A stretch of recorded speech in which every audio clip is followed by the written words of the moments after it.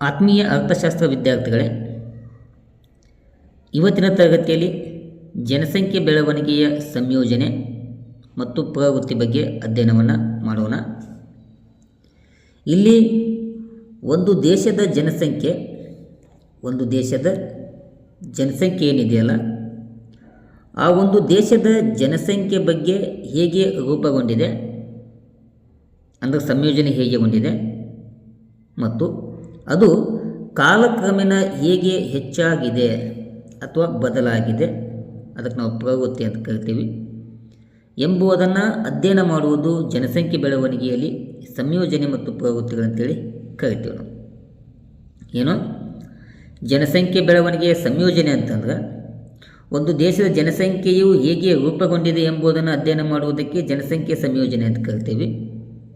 ಈ ಜನಸಂಖ್ಯೆಯ ಪ್ರವೃತ್ತಿ ಅಂತಂದ್ರೆ ಆ ದೇಶದ ಜನಸಂಖ್ಯೆ ಹೇಗೆ, ಯಾವ ಪ್ರಮಾಣದಲ್ಲಿ ಹೇಗೆ ಬದಲಾಗಿದೆ ಎಂಬುದನ್ನು ಅಧ್ಯಯನ ಮಾಡುವುದಕ್ಕೆ ಜನಸಂಖ್ಯಾ ಪ್ರವೃತ್ತಿ ಅಂತೇಳಿ ಕರಿತೀವಿ. ಇದು ಯಾವುದು ಜನಸಂಖ್ಯೆ ಸಂಯೋಜನೆ ಮತ್ತು ಪ್ರವೃತ್ತಿಗಳು ದೇಶದ ಆರ್ಥಿಕ ಅಭಿವೃದ್ಧಿ ಮತ್ತು ಸಾಮಾಜಿಕ ಅಭಿವೃದ್ಧಿಗೆ ಬಹಳ ಮಹತ್ವದಾಗಿ ಕಂಡು ಬರ್ತದೆ. ಯಾಕಂದ್ರೆ ಒಂದು ದೇಶ ಉತ್ತಮವಾದಂಥ ಜನಸಂಖ್ಯೆಯನ್ನು, ಬೆಳವಣಿಗೆ ದರವನ್ನು ಒಳ್ಳೆಯದಿತ್ತಂತಂದ್ರೆ ಆ ದೇಶದ ಆರ್ಥಿಕ ಮತ್ತು ಸಾಮಾಜಿಕ ಅಭಿವೃದ್ಧಿ ಏನಾಗ್ತಾವೆ, ಉತ್ತಮಗೊಳ್ತಾವೆ. ಅದಕ್ಕೆ ಬದಲಾಗಿ ಏನಾದರೂ ಆ ದೇಶದ ಜನಸಂಖ್ಯೆ ಪ್ರಮಾಣ ಏನಾದರೂ ಚೆನ್ನಾಗಿ ಇರಲಿಕ್ಕಂತಂದ್ರೆ ಅಲ್ಲೇನಾಗ್ತದೆ, ಆ ದೇಶದ ಆರ್ಥಿಕ ಅಭಿವೃದ್ಧಿ ಕುಂಠಿತವಾಗುವಂಥ ಸಂಭವ ಇರ್ತದೆ. ಹೀಗಾಗಿ ಇವತ್ತು ನಾವು ಏನು ಆ ಜನಸಂಖ್ಯೆ ಬೆಳವಣಿಗೆಯ ಸಂಯೋಜನೆ ಮತ್ತು ಪ್ರವೃತ್ತಿ ಬಗ್ಗೆ ಒಂದೊಂದಾಗಿ ಅಧ್ಯಯನವನ್ನು ಮಾಡೋಣ. ಈ ಜನಸಂಖ್ಯೆ ಸಂಯೋಜನೆ ಅಂತಂದ್ರೆ ಅದಕ್ಕೆ ನಾವು ಪಾಪ್ಯುಲೇಷನ್ ಕಂಪೋಸಿಷನ್ ಅಂತ ಕರಿತೀವಿ. ಇಲ್ಲಿ ಒಂದು ದೇಶದ ಜನಸಂಖ್ಯೆಯನ್ನು ನಾವು ಸಂಯೋಜನೆ ಅಧ್ಯಯನ ಮಾಡುವಾಗ ಆ ದೇಶದ ಜನಸಂಖ್ಯೆಯ ವಯಸ್ಸು, ಲಿಂಗ, ಆ ದೇಶದ ಸಾಕ್ಷರತೆ, ಉದ್ಯೋಗದ ಪ್ರಮಾಣ, ನಗರ ಮತ್ತು ಗ್ರಾಮದ ಪ್ರಮಾಣ, ಈ ಎಲ್ಲವುಗಳ ಮೂಲಕ ನಾವೇನು ಮಾಡ್ತೀವಿ, ಈ ಎಲ್ಲ ಅಂಶಗಳ ಆಧಾರದ ಮೇಲೆ ಅಧ್ಯಯನವನ್ನು ಮಾಡುವುದನ್ನು ಜನಸಂಖ್ಯೆ ರಚನೆ ಅಂತೇಳಿ ಕರಿತೀವಿ. ಹೀಗೆ ನಾವು ಈ ವಯಸ್ಸು, ಲಿಂಗ, ಸಾಕ್ಷರತೆ ಮತ್ತು ಉದ್ಯೋಗ ಮತ್ತು ನಗರ ಗ್ರಾಮಗಳ ಜನಸಂಖ್ಯೆ ಹಂಚಿಕೆ ಏನಿದೆಯಲ್ಲ, ಇದು ದೇಶದ ಸಾಮಾಜಿಕ ಮತ್ತು ಆರ್ಥಿಕ ಅಭಿವೃದ್ಧಿಯನ್ನು ಅರ್ಥ ಮಾಡಿಕೊಳ್ಳಲು ನಮಗೆ ಸಹಾಯಕ ಆಗ್ತದೆ. ಹೀಗಾಗಿ ನಾವೀಗೇಮೋನ ಭಾರತದ ಜನಸಂಖ್ಯೆ ಹೇಗೆ ಸಂಯೋಜನೆಗೊಂಡಿದೆ ಅಥವಾ ಹೇಗೆ ರಚನೆಗೊಂಡಿದೆ ಅಂತೇಳಿ ಒಂದೊಂದು ಅಂಶಗಳ ಮೂಲಕ ನಿಮಗೆ ಸಂಪೂರ್ಣವಾದ ಮಾಹಿತಿಯನ್ನು ತಿಳಿಸಿಕೊಟ್ಟೆ. ಜನಸಂಖ್ಯೆ ಸಂಯೋಜನೆ ಮತ್ತು ರಚನೆಯಲ್ಲಿ ಮೊದಲನೇ ಅಂಶ ಯಾವಂತಂದ್ರೆ ವಯೋವರ್ಗ ರಚನೆ ಅಂತೇಳಿ. ನಾವು ಇತ್ತೀಚೆಗೆ 2021 ಜನಗಣತಿಯನ್ನು ಮಾಡಬೇಕಿತ್ತು. ಆ ಜನಗಣತಿ ಇನ್ನೂ ಕೂಡ ಪ್ರಾರಂಭ ಆಗಿಲ್ಲ. ಈಗ 2027 ಆ ಜನಗಣತಿಯನ್ನು ಪ್ರಾರಂಭವನ್ನು ಮಾಡಲಾಗ್ತದೆ. ಈಗ ಅಲ್ಲಿ ತನಕ ನಾವೇನು ಮಾಡಬೇಕು, 2011 ಜನಗಣತಿಯನ್ನು ಇಟ್ಕೊಂಡು ಈ ವಯೋವರ್ಗ ರಚನೆಯನ್ನು ನಮ್ಮ ಇಂಡಿಯಾದೊಳಗೆ ಮಾಡಬೇಕಾಗ್ತದೆ. ಇಲ್ಲಿ ಇಂಡಿಯಾದೊಳಗಿರುವಂಥ 0 to 14 ವರ್ಷದೊಳಗಿನ ಜನಸಂಖ್ಯೆ ಪ್ರಮಾಣ ಎಷ್ಟಿದೆ ಅಂತಂದ್ರೆ ಅದು ಸುಮಾರು 29% ಆ ಜನಸಂಖ್ಯೆ ಕಂಡುಬರುತ್ತದೆ. ಇನ್ನು 15ರಿಂದ 59 ವರ್ಷದ ಒಳಗಿನ ಜನಸಂಖ್ಯೆ ಎಷ್ಟಿದೆ ಅಂತಂದ್ರೆ ಅದು ಸುಮಾರು 62% ಜನಸಂಖ್ಯೆ ಕಂಡುಬರ್ತದೆ. ಇನ್ನು 60 ವರ್ಷ ಮತ್ತು ಅದಕ್ಕಿಂತ ಮೇಲ್ಪಟ್ಟಂಥ ಜನಸಂಖ್ಯೆ ಎಷ್ಟು ಇಂಡಿಯಾದೊಳಗೆ ಕಂಡು ಬರುತ್ತೆ ಅಂತಂದ್ರೆ ಅದು 9% ಕಂಡು ಬರುತ್ತದೆ. ಹೀಗಾಗಿ ಈ ಮೇಲಿನ ಅಂಕಿಅಂಶವನ್ನು ಗಮನಿಸಿದಾಗ ಯಾವುದು 0 to 14, 15ರಿಂದ 19, 59 ಮತ್ತು 60 ವರ್ಷ ಮೇಲ್ಪಟ್ಟ ಈ ಅಂಕಿಅಂಶವನ್ನು ಗಮನಿಸಿದಾಗ ಇಂಡಿಯಾದೊಳಗೆ ನಾವೇನು ಕಾಣ್ತೀವಿ, ಜನಸಂಖ್ಯೆ ಲಾಭಾಂಶವನ್ನು ಕಾಣ್ತೀವಿ. ಜನಸಂಖ್ಯೆ ಲಾಭಾಂಶ ಅಂತಂದ್ರೆ ಕೆಲಸ ಮಾಡುವಂಥ ಸಮುದಾಯ ಏನಿರುತ್ತಲ್ಲ, ಯುವ ಸಮುದಾಯ ಏನಿರುತ್ತಲ್ಲ, ಆ ಯುವ ಸಮುದಾಯ ಇಂಡಿಯಾದೊಳಗೆ ಹೆಚ್ಚಿನದಾಗಿ ಕಂಡು ಬರುತ್ತದೆ. ಯಾಕಂದ್ರೆ ಇಂಡಿಯಾದೊಳಗೆ 15ರಿಂದ 59 ವರ್ಷದ ಒಳಗಿನ ಜನಸಂಖ್ಯೆ ಪ್ರಮಾಣ 62% ಇರೋದರಿಂದ ನಮ್ಮ ದೇಶದಲ್ಲಿ ಹೆಚ್ಚಿನ ಪ್ರಮಾಣದಲ್ಲಿ ಕೆಲಸ ಮಾಡುವಂಥ ಸಾಮರ್ಥ್ಯ ಇರುವುದರಿಂದ ಭಾರತವು ಜನಸಂಖ್ಯೆಯಿಂದ ಜನಸಂಖ್ಯೆಯ ಲಾಭಾಂಶವನ್ನು ಪಡೆದುಕೊಂಡಿದೆ ಎಂಬ ಅಂಶ ಈ ವಯೋವರ್ಗ ಸಂಯೋಜನೆ ಮೂಲಕ ನಮಗೆ ಗೊತ್ತಾಗ್ತದೆ. ಇನ್ನು ಸೆಕೆಂಡ್ ಒನ್ ಯಾವುದು, ಲಿಂಗ ಸಂಯೋಜನೆ ಅಂತೇಳಿ. ಅದಕ್ಕೆ ನಾವು ಪುರುಷ ಮತ್ತು ಮಹಿಳೆಯರ ಒಂದು ಪ್ರಮಾಣವನ್ನು ನಾವಿಲ್ಲಿ ನೋಡ್ತೀವಿ. ಈ ಲಿಂಗ ಸಂಯೋಜನೆಗೆ ಸಂಬಂಧಪಟ್ಟಂತೆ ಇಂಡಿಯಾದೊಳಗಿರುವಂಥ ಲಿಂಗಾನುಪಾತ, ನಾವು ಸೆಕ್ಸ್ ರೇಷಿಯೋ ಅಂತ ಏನು ಕರಿತೀವಲ್ಲ, ಅಂದರೆ 1000 ಪುರುಷರಿಗೆ ಮಹಿಳೆಯರ ಪ್ರಮಾಣ ಎಷ್ಟು ಎಂಬುದಕ್ಕೆ ನಾವು ಲಿಂಗಾನುಪಾತ ಅಂತೇಳಿ ಕರಿತೀವಿ. ಇದು 2011ರ ಜನಗಣತಿ ಅನ್ವಯ 943 ಮಹಿಳೆಯರನ್ನು ಒಳಗೊಂಡಿದೆ. ಇಲ್ಲಿ ಗಮನಿಸಬೇಕು, ಒಂದು ಬುಕ್ ಒಳಗೆ 940 ಅಂತಿದೆ, ಒಂದೊಂದು ಬುಕ್ಸ್ ಒಳಗೆ 943 ಇದೆ. ನೀವೇ ಮಾಡಿ 940 ಮತ್ತು 43 ಈ ಎರಡರಲ್ಲಿ ಒಂದನ್ನು ಉತ್ತರವನ್ನು ಬರಬೇಕಾಗ್ತದೆ. ಓಕೆನಾ.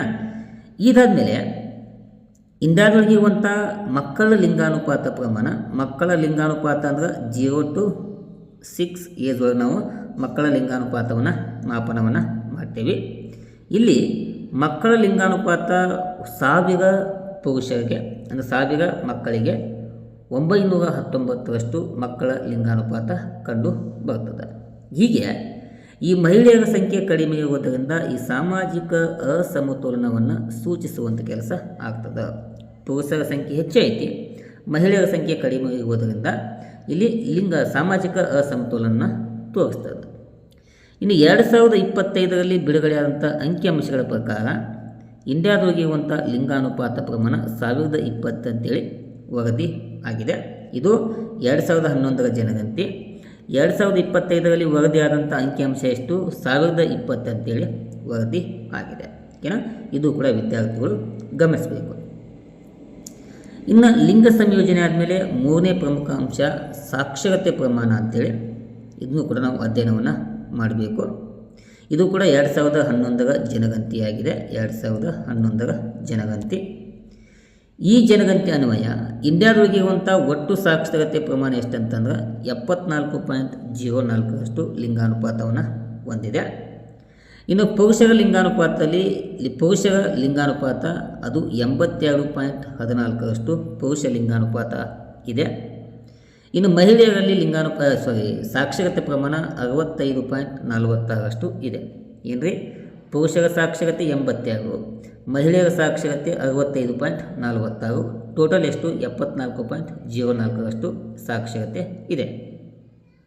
ಇಲ್ಲಿ ಈ ಮಹಿಳಾ ಸಾಕ್ಷರತೆಯಲ್ಲಿ ಇನ್ನೂ ಕೂಡ ಸುಧಾರಣೆ ಒಂದು ಅಗತ್ಯತೆ ಕಂಡು ಬರ್ತದೆ. ಈ ಅಂಕಿಅಂಶವನ್ನು ಗಮನಿಸಿದಾಗ ಸುಧಾರಣೆ ಅಗತ್ಯ ಕಂಡು ಬರ್ತದೆ. ಇನ್ನು ಇಂಡಿಯಾದೊಳಗಿರುವಂಥ ಅತಿ ಹೆಚ್ಚು ಸಾಕ್ಷರತೆಯನ್ನು ಹೊಂದಿರುವಂಥ ರಾಜ್ಯ ಯಾವುದಂತಂದ್ರೆ ಅದು ಕೇರಳ ರಾಜ್ಯ ಅತಿ ಹೆಚ್ಚು ಸಾಕ್ಷರತೆಯನ್ನು ಹೊಂದಿದೆ. ಪದೇ ಲಿಂಗಾನುಪಾತ ಅಂತೇಳಿ ನಿಮಗೆ ವರ್ಡನ್ನು ಯೂಸ್ ಮಾಡಿದ್ದೇನೆ, ಕ್ಷಮೆ ಇರಲಿ. ಅತಿ ಹೆಚ್ಚು ಸಾಕ್ಷರತೆಯನ್ನು ಹೊಂದಿರುವಂಥ ರಾಜ್ಯ ಯಾವುದು? ಕೇರಳ. ಇದು 2011ರ ಜನಗಣತಿ. ಇತ್ತೀಚೆಗೆ ಮಿಜೋರಾಂ ರಾಜ್ಯ ಅತಿ ಹೆಚ್ಚು ಸಾಕ್ಷರತೆಯನ್ನು ಹೊಂದುವುದರ ಮೂಲಕ ನಂಬರ್ 1 ಸ್ಥಾನಕ್ಕೆ ಈ ಮಿಜೋರಾಂ ರಾಜ್ಯ ಬಂದಿದೆ. 2011 ಕೇರಳ, ಪ್ರಸ್ತುತ ಮಿಜೋರಾಂ ಪ್ರಥಮ ಸ್ಥಾನವನ್ನು ಒಳಗೊಂಡಿದೆ. ಓಕೆನಾ. ಇದು ಅತಿ ಹೆಚ್ಚು ಸಾಕ್ಷರತೆಯನ್ನು ಹೊಂದಿರುವಂಥ ರಾಜ್ಯ ಆಗಿದೆ. ಇನ್ನು ಕಡಿಮೆ ಸಾಕ್ಷರತೆಯನ್ನು ಹೊಂದಿರುವಂಥ ರಾಜ್ಯ ಅಂತಂದ್ರೆ ಅದು ಬಿಹಾರ ರಾಜ್ಯ. ಇಲ್ಲಿ ಕಡಿಮೆ ಸಾಕ್ಷರತೆ ಪ್ರಮಾಣ ಇದೆ. ಈ ಒಂದು ಅಂಶವನ್ನು ವಿದ್ಯಾರ್ಥಿಗಳು ಗಮನಿಸಬೇಕು. ಇನ್ನು ಸಂಯೋಜನೆಯಲ್ಲಿ 4ನೇ ಅಂಶ ಉದ್ಯೋಗದ ಸಂಯೋಜನೆ ಅಂತೇಳಿ. ಯಾವುದು? ಉದ್ಯೋಗ ಸಂಯೋಜನೆ. ಇಲ್ಲಿ ಅಂದಾಜು ಮಾಡಲಾಗಿದೆ. ಕೃಷಿ ಕ್ಷೇತ್ರದಲ್ಲಿ ಉದ್ಯೋಗದ ಪ್ರಮಾಣ 45ರಿಂದ 50% ಉದ್ಯೋಗವನ್ನು ಒದಗಿಸಿಕೊಡ್ತಾ ಇದೆ. ಕೈಗಾರಿಕಾ ಕ್ಷೇತ್ರ 20ರಿಂದ 25ರಷ್ಟು ಉದ್ಯೋಗವನ್ನು ಒದಗಿಸಿಕೊಡ್ತಾ ಇದೆ. ಇನ್ನು ಸೇವಾ ಕ್ಷೇತ್ರ 25ರಿಂದ 30ರಷ್ಟು ಉದ್ಯೋಗವನ್ನು ಒದಗಿಸಿಕೊಡ್ತಾ ಇದೆ. ಅತಿ ಹೆಚ್ಚು ಉದ್ಯೋಗವನ್ನು ಕೃಷಿ ಕ್ಷೇತ್ರ ಒದಗಿಸಿಕೊಟ್ಟರೆ, ಕಡಿಮೆ ಉದ್ಯೋಗವನ್ನು ಈ 2 ವಲಯಗಳು ಒದಗಿಸಿಕೊಡ್ತವೆ. ಈ ಅಂಕಿಅಂಶವನ್ನು ಗಮನಿಸಿದಾಗ ಇಲ್ಲಿ ಕೂಡ ಉದ್ಯೋಗ ಸಂಯೋಜನೆಯಲ್ಲಿ ನಾವೇನು ಕಾಣ್ತೀವಿ? ಅಸಮಾನತೆಯನ್ನು ಕಾಣುತ್ತೇವೆ. ಓಕೆನಾ. ಇದು ಕೂಡ ವಿದ್ಯಾರ್ಥಿಗಳು ಸೂಕ್ಷ್ಮವಾಗಿ ಗಮನಿಸಬೇಕು. ಇನ್ನು 5ನೇ ಅಂಶ ನಗರ ಮತ್ತು ಗ್ರಾಮ ಸಂಯೋಜನೆ ಅಂತೇಳಿ. ಇದು ಕೂಡ ಪ್ರಮುಖವಾದಂಥ ಅಂಶ. ಅಂದ್ರೆ ದೇಶದ ಒಟ್ಟು ಜನಸಂಖ್ಯೆ ಏನಿರುತ್ತಲ್ಲ, ಆ ಒಟ್ಟು ದೇಶದ ಜನಸಂಖ್ಯೆ ನಾವೇನು ಮಾಡಬೇಕು? ಗ್ರಾಮ ಮತ್ತು ನಗರ ಅಂತೇಳಿ ಇವೆರಡರ ನಡುವೆ ಹಂಚಿಕೆಯನ್ನು ಮಾಡ್ತೀವಿ. ಹೀಗೆ ಹಂಚಿಕೆ ಮಾಡುವುದಕ್ಕೆ ನಗರ ಗ್ರಾಮ ಸಂಯೋಜನೆ ಅಂತೇಳಿ ಕರಿತೀವಿ.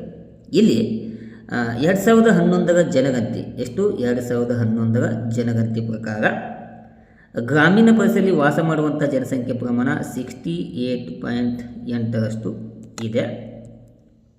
ಇನ್ನು ನಗರದಲ್ಲಿ ವಾಸ ಮಾಡುವಂಥ ಪ್ರಮಾಣ 31.2% ಇದೆ. ಓಕೆನಾ, ಇದಕ್ಕೆ ನಾವು ಗ್ರಾಮೀಣ ಮತ್ತು ನಗರ ಸಂಯೋಜನೆ ಅಂತೇಳಿ ಕರಿತೇವೆ. ಈ ಎರಡು ಅಂಕಿಅಂಶವನ್ನು ಗಮನಿಸಿದಾಗ ಸಿಟಿಗಿಂತ ನಮ್ಮ ದೇಶದ ಜನಸಂಖ್ಯೆ ಎಲ್ಲಿ ಕೇಂದ್ರೀಕೃತವಾಗಿದೆ, ಗ್ರಾಮೀಣ ಪ್ರದೇಶದಲ್ಲಿ ಕೇಂದ್ರೀಕೃತವಾಗಿರುತ್ತದೆ ಎಂಬುದು ಈ ಅಂಕಿಅಂಶವನ್ನು ಗಮನಿಸಿದಾಗ ನಮಗೆ ಗೊತ್ತಾಗ್ತದೆ. ಹೀಗಾಗಿ ನಾವೇನು ಮಾಡಬೇಕು, ಹೆಚ್ಚಾಗಿ ಗ್ರಾಮೀಣಗಳ ಜನಸಂಖ್ಯೆಗೆ ಬೇಕಾಗುವಂಥ ಅಭಿವೃದ್ಧಿ ಕಾರ್ಯಕ್ರಮಗಳನ್ನು ಹಮ್ಮಿಕೊಳ್ಳುವುದರ ಮೂಲಕ ಅವುಗಳನ್ನು ಅಭಿವೃದ್ಧಿಗೊಳಿಸುವಂಥ ಕೆಲಸವನ್ನು ಮಾಡಬೇಕು. ಇನ್ನು ಜನಸಾಂದ್ರತೆಗೆ ಸಂಬಂಧಪಟ್ಟಂತೆ 6th ಒನ್ ಯಾವುದು, ಜನಸಾಂದ್ರತೆ ಅಂತಂದ್ರೆ ಒಂದು ನಿರ್ದಿಷ್ಟ ಪ್ರದೇಶದ ಪ್ರತಿ ಚದರ ಕಿಲೋಮೀಟರ್ ವ್ಯಾಪ್ತಿಯೊಳಗೆ ವಾಸ ಮಾಡುವಂಥ ಜನಸಂಖ್ಯೆ ಇದೆಯಲ್ಲ, ಆ ವಾಸ ಮಾಡುವಂಥ ಜನಸಂಖ್ಯೆಗೆ ನಾವು ಜನಸಾಂದ್ರತೆ ಅಂತ ಕರಿತೀವಿ. ಈ ಜನಸಾಂದ್ರತೆ ನಾವು ಅಂದಾಜು ಮಾಡಬೇಕಂತಂದ್ರೆ ಒಟ್ಟು ಜನಸಂಖ್ಯೆಯನ್ನು ಒಟ್ಟು ಭೂಪ್ರದೇಶದಿಂದ ಭಾಗಿಸಿದಾಗ ನಮಗೆ ಜನಸಾಂದ್ರತೆ ಲಭ್ಯವಾಗ್ತದೆ. ಇಲ್ಲಿ ನೋಡ್ರಿ, ದೇಶದ ಜನಸಾಂದ್ರತೆ ಪ್ರಮಾಣ 1951 ಒಳಗೆ 1 ಚದರ ಕಿಲೋಮೀಟರ್ ಒಳಗೆ 82ರಷ್ಟಿತ್ತು. ಇನ್ನು 1991 ಒಳಗೆ ನಮ್ಮ ದೇಶದ ಜನಸಾಂದ್ರತೆ ಪ್ರಮಾಣ 267 ಇತ್ತು ಪರ್ ಚದರ ಕಿಲೋಮೀಟರ್ಗೆ. ಇನ್ನು 2011ರ ಜನಗಣತಿ ಪ್ರಕಾರ ಇಲ್ಲಿ ನೋಡ್ರಿ 382 ಚದರ ಕಿಲೋಮೀಟರಷ್ಟು ಜನಸಾಂದ್ರತೆಯನ್ನು ಹೊಂದಿತ್ತು. ಮತ್ತು ಇತ್ತೀಚೆಗೆ ಲಭ್ಯವಾದಂಥ ಅಂಕಿಅಂಶಗಳ ಪ್ರಕಾರ ಏನು 2021 ಅಂದಾಜು ಇದೆಯಲ್ಲ, ಇಲ್ಲಿ 1 ಚದರ ಕಿಲೋಮೀಟರ್ ಒಳಗೆ ಇರುವಂಥ ಜನಸಾಂದ್ರತೆ ಪ್ರಮಾಣ 464 ಅಂತೇಳಿ ಇಲ್ಲಿ ನಾವು ಗಮನಿಸ್ಬೋದು. ಇಲ್ಲಿ ಕೂಡ ಇದೇನು ಜನಸಾಂದ್ರತೆ ಇದೆಯಲ್ಲ, ಈ ಜನಸಾಂದ್ರತೆಗೆ ಸಂಬಂಧಪಟ್ಟಂಥ ಅಂಕಿಅಂಶ ಗಮನಿಸಿದಾಗ ಅರುಣಾಚಲ ಪ್ರದೇಶ ಅಂತೇಳಿ ಇದು ಕಡಿಮೆ ಜನಸಾಂದ್ರತೆಯನ್ನು ಹೊಂದಿರುವಂಥ ರಾಜ್ಯವಾಗಿದೆ. ಅರುಣಾಚಲ ಪ್ರದೇಶ, ಅಲ್ಲಿ ಕೇವಲ ಜನಸಾಂದ್ರತೆ ಎಷ್ಟೈತಿ, 17 ಇದೆ. ಇನ್ನು ಇದನ್ನು ಹೊರತುಪಡಿಸಿದ ಅತಿ ಹೆಚ್ಚು ಜನಸಾಂದ್ರತೆಯನ್ನು ಹೊಂದಿರುವಂಥ ರಾಜ್ಯ ಅಲ್ಲಿ ಬಿಹಾರ ರಾಜ್ಯ ಬರ್ತದೆ. ಅಲ್ಲಿ 1000ಕ್ಕಿಂತ ಹೆಚ್ಚಿನ ಒಂದು ಜನಸಾಂದ್ರತೆಯನ್ನು 1126 ಜನಸಾಂದ್ರತೆಯನ್ನು ಹೊಂದಿದೆ. ಓಕೆನಾ, ಇಲ್ಲಿ ಕೂಡ ನಾವು ಏನು ಮಾಡ್ಬೋದು, ವ್ಯತ್ಯಾಸವನ್ನು ಕಾಣ್ಬೋದು. ಓಕೆನಾ, ಈ ಮಾಹಿತಿ ಕೂಡ ನಿಮಗೆ ಚೆನ್ನಾಗಿ ಅರ್ಥವನ್ನು ಮಾಡ್ಕೋಬೇಕು. ಇಲ್ಲಿ ನೋಡ್ರಿ, 2011ರ ಜನಗಣತಿ ಪ್ರಕಾರ 2011 ಅತಿ ಹೆಚ್ಚು ಜನಸಾಂದ್ರತೆಯನ್ನು ಹೊಂದಿರುವಂಥ ರಾಜ್ಯ ಬಿಹಾರ ರಾಜ್ಯ. ಅಲ್ಲಿ 1102 ಜನಸಾಂದ್ರತೆಯನ್ನು ಹೊಂದಿದೆ. ಅದನ್ನು ಬಿಟ್ಟರೆ ಪಶ್ಚಿಮ ಬಂಗಾಳ 1028, ಅದನ್ನು ಬಿಟ್ಟರೆ ತಮಿಳುನಾಡು 555 ಜನಸಾಂದ್ರತೆಯನ್ನು ಹೊಂದಿದೆ. ಇನ್ನು ಜನಗಣತಿ 2011 ಪ್ರಕಾರ ಕಡಿಮೆ ಜನಸಾಂದ್ರತೆಯನ್ನು ಹೊಂದಿರುವಂಥ ರಾಜ್ಯ ಅಂತಂದ್ರೆ ಅದು ಅರುಣಾಚಲ ಪ್ರದೇಶ, ಅಲ್ಲಿ ಕೇವಲ 17 ಇದೆ. ಇದು ಸಂಯೋಜನೆಗೆ ಸಂಬಂಧಪಟ್ಟಂಥ ಮಾಹಿತಿ ಆಗಿದೆ. ಇನ್ನು 7ನೇ ಅಂಶ ಜೀವನ ನಿರೀಕ್ಷೆ ಅಂತೇಳಿ. ಓಕೆನಾ, ಜೀವನ ನಿರೀಕ್ಷೆ ಅಂತಂದರೆ ಒಂದು ದೇಶ ಅಥವಾ ಪ್ರದೇಶದಲ್ಲಿ ಜನರು ಸರಾಸರಿಯಾಗಿ ಎಷ್ಟು ವರ್ಷ ಬದುಕುತ್ತಾರೆ, ಸರಾಸರಿಯಾಗಿ ಆ ದೇಶದ ಜನಸಂಖ್ಯೆ ಅಥವಾ ಜನರು ಎಷ್ಟು ವರ್ಷ ಬದುಕ್ತಾರೆ ಅಥವಾ ಬದುಕಲು ಸಾಧ್ಯ ಇದೆ ಎಂಬುದನ್ನು ಅಧ್ಯಯನ ಮಾಡೋದು ನಾವೇನು ಕರಿತೀವಿ, ಜೀವನ ನಿರೀಕ್ಷೆ ಅಂತೇಳಿ ಕರಿತೀವಿ. ಇದು ಸಾಮಾನ್ಯವಾಗಿ ಜನನ ಸಮಯದ ಜೀವನ ನಿರೀಕ್ಷೆ ಆಗಿರುತ್ತದೆ. ಓಕೆನಾ, ಇದು ಅದರ ಒಂದು ಅರ್ಥ ಆಗಿದೆ. ಇಲ್ಲಿ ಇಂಡಿಯಾದೊಳಗೆ ಜೀವನ ನಿರೀಕ್ಷೆಯನ್ನು ನಾವು ಅಧ್ಯಯನ ಮಾಡಬೇಕಂತಂದ್ರೆ ಇಂಡಿಯಾದೊಳಗೆ ಬದುಕುವಂಥ ಆಯಸ್ಸು ಸರಾಸರಿ ಎಷ್ಟಂತಂದ್ರೆ 1950-55ರಲ್ಲಿ ಕೇವಲ 32 ವರ್ಷ ಇತ್ತು. 61-65 41 ವರ್ಷ, 71-75 49 ವರ್ಷ, 81-85 ವರ್ಷದಲ್ಲಿ 54 ವರ್ಷ, 90-95 59 ವರ್ಷ, 2001 ಮತ್ತು 5ರಲ್ಲಿ 63 ವರ್ಷ, 11 ಮತ್ತು 15ರಲ್ಲಿ 68 ವರ್ಷ, 20-22ರಲ್ಲಿ 70 ವರ್ಷ ಅಂತೇಳಿ ಅಂದಾಜು ಮಾಡಲಾಗಿದೆ. ಇನ್ನು 2025ರ ಅಂದಾಜು 71-72 ವರ್ಷ ಅಂತೇಳಿ ನಾವು ಅಂದಾಜನ್ನು ಮಾಡುವಂಥ ಕೆಲಸವನ್ನು ಮಾಡಿದ್ದೇವೆ. ಇದು ಭಾರತದ ಜನರ ಒಂದು ನಿರೀಕ್ಷಿತ ಜೀವಿತಾವಧಿ ಆಗಿದೆ. ಇದರಲ್ಲಿ ಪುರುಷರು ಜೀವನ ನಿರೀಕ್ಷೆ 69 ವರ್ಷ ಇದೆ ಬದುಕುವಂಥ ಆಯಸ್ಸು. ಇನ್ನು ಮಹಿಳೆಯರದು 72 ವರ್ಷ ಅಂತೇಳಿ ಇಲ್ಲಿ ಅಂದಾಜನ್ನು ಮಾಡಲಾಗಿದೆ. ಇಲ್ಲಿ ಮಹಿಳೆಯರ ಜೀವನ ನಿರೀಕ್ಷೆ ಸಾಮಾನ್ಯವಾಗಿ ಪುರುಷರಿಗಿಂತ ಹೆಚ್ಚಾಗಿರುವುದು ಈ ಅಂಕಿಅಂಶವನ್ನು ಗಮನಿಸಿದಾಗ ನಮಗೆ ಮಾಹಿತಿ ಲಭ್ಯ ಆಗ್ತದೆ. ಇಷ್ಟು ಇದರ ಬಗ್ಗೆ ಮಾಹಿತಿ ಆಗಿದೆ. ಮತ್ತು ಇನ್ನೊಂದು ಪ್ರಮುಖವಾದ ಅಂಶ ವಿದ್ಯಾರ್ಥಿಗಳೇ, ರಾಜ್ಯವಾರು ಜನಸಂಖ್ಯೆ. ಇಲ್ಲಿ ಕೂಡ ನಾವು ಏನು ಮಾಡ್ಬೋದು, ಇದನ್ನು ಇಟ್ಕೊಂಡು ಅಧ್ಯಯನವನ್ನು ಮಾಡಬಹುದು. ಅಂದರೆ ನಮ್ಮ ದೇಶದಲ್ಲಿ ಇರುವಂಥ ಲಭ್ಯವಿರುವಂಥ ಜನಸಂಖ್ಯೆ ಸಮಾನವಾಗಿ ಎಲ್ಲ ರಾಜ್ಯಗಳಲ್ಲಿ ಹಂಚಿಕೆಯಾಗಿಲ್ಲ, ಅಲ್ಲಿ ಕೂಡ ಅಸಮಾನತೆ ಹಂಚಿಕೆಯನ್ನು ಕಾಣಬಹುದು. ಅಸಮಾನ, ಯಾಕಂದ್ರೆ ಕೆಲವೊಂದು ರಾಜ್ಯಗಳು ಹೆಚ್ಚಿಗೆ ಜನಸಂಖ್ಯೆ ಹೊಂದ್ಯಾವು, ಕೆಲವೊಂದು ರಾಜ್ಯಗಳು ಕಡಿಮೆ ಜನಸಂಖ್ಯೆಯನ್ನು ಹೊಂದಿರುವುದು ಈ ಒಂದು ಸಂಯೋಜನೆಯಲ್ಲಿ ನಮಗೆ ಅರ್ಥ ಆಗ್ತದೆ. ಇಲ್ಲಿ ನೋಡಿ ವಿದ್ಯಾರ್ಥಿಗಳೇ, ಹೆಚ್ಚಿನ ಜನಸಂಖ್ಯೆಯನ್ನು ಹೊಂದಿರುವಂಥ ಟಾಪ್ 5 ರಾಜ್ಯಗಳು ಅಂತಂದ್ರೆ ಉತ್ತರ ಪ್ರದೇಶ ನಂಬರ್ 1 ಸ್ಥಾನ, ಮಹಾರಾಷ್ಟ್ರ 2ನೇ ಸ್ಥಾನ, ಬಿಹಾರ 4ನೇ ಸ್ಥಾನ, ಪಶ್ಚಿಮ ಬಂಗಾಳ 5ನೇ ಸ್ಥಾನ ಮತ್ತು ಮಧ್ಯಪ್ರದೇಶ 6ನೇ ಸ್ಥಾನವನ್ನು ಒಳಗೊಂಡಿದೆ. ಇನ್ನು ಕಡಿಮೆ ಜನಸಂಖ್ಯೆಯನ್ನು ಹೊಂದಿರುವಂಥ ರಾಜ್ಯಗಳು ಯಾವಂತಂದ್ರೆ ಸಿಕ್ಕಿಮು 6.10 ಲಕ್ಷ, ಮಿಜೋರಾಮು 10.97 ಲಕ್ಷ, ಅರುಣಾಚಲ ಪ್ರದೇಶ 13.84 ಲಕ್ಷ, ನಾಗಾಲ್ಯಾಂಡು 19.78 ಲಕ್ಷ ಮತ್ತು ಮೇಘಾಲಯ 29.64 ಲಕ್ಷ ಜನಸಂಖ್ಯೆಯನ್ನು ಹೊಂದಿವೆ. ಓಕೆನಾ? ಇಷ್ಟು ವಿದ್ಯಾರ್ಥಿಗಳೇ, ನಿಮ್ಮ ಪರೀಕ್ಷೆಗೆ ಉಪಯುಕ್ತವಾಗುವಂಥ ರೀತಿಯಲ್ಲಿ ಅಂಕಿಅಂಶಗಳ ಮೂಲಕ ನಿಮಗೆ ಜನಸಂಖ್ಯೆಯ ಸಂಯೋಜನೆ ಮತ್ತು ಪ್ರವೃತ್ತಿ ಬಗ್ಗೆ ಸ್ಪಷ್ಟವಾಗಿ ನಿಮಗೆ ಮಾಹಿತಿಯನ್ನು ತಿಳಿಸಿಕೊಡುವಂಥ ಕೆಲಸವನ್ನು ಮಾಡಿದ್ದೇನೆ. ಓಕೆನಾ? ವಿಡಿಯೋ ಇಷ್ಟ ಆಗುತ್ತೆ ಅಂತಂದ್ರೆ ಲೈಕ್ ಮಾಡಿರಿ ಮತ್ತು ಹೆಚ್ಚಿನ ಸಂಖ್ಯೆಯಲ್ಲಿ ವಿಡಿಯೋನ ಫಾರ್ವರ್ಡ್ ಮಾಡುವುದರ ಮೂಲಕ, ಶೇರ್ ಮಾಡುವುದರ ಮೂಲಕ ಈ ಚಾನಲ್ಗೆ ಸಪೋರ್ಟ್ ಮಾಡಬೇಕಂತೇಳಿ ತಮ್ಮಲ್ಲಿ ಕೇಳ್ಕೊತಾ ಈ ತರಗತಿಯನ್ನು ಇಲ್ಲಿಗೆ ಮುಗಿಸ್ತೇನೆ. Thank you. ನಮಸ್ಕಾರ.